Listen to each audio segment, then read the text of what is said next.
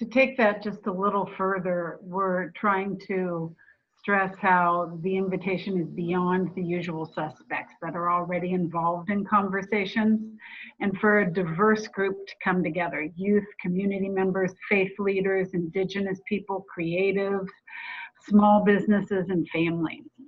Why is it important to disrupt the perpetual majority at Summit, and why do you think people should come? Okay, it's important for a couple reasons.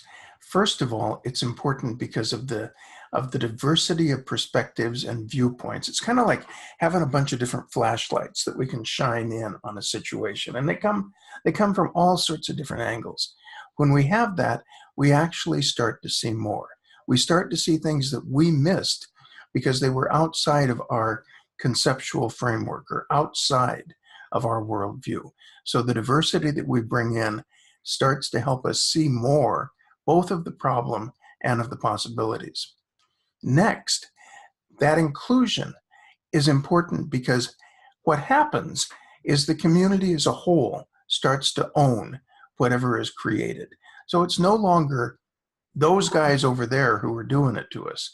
It's no longer, I never trusted them in the first place, and now they want to do this.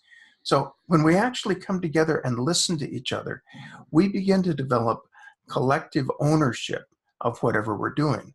It doesn't mean that we necessarily agree with everything, but what it means is that at least we know why.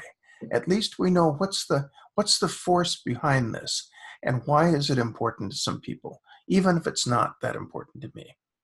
And I think the other part of this, though, is that while diversity is wonderful, it's also a pain in the neck. It's a pain in the neck. It's uncomfortable. It's uncomfortable being with people who really think differently or walk differently or see differently. Guess what? Being uncomfortable is just fine. We're in a time when uncomfortableness is called for.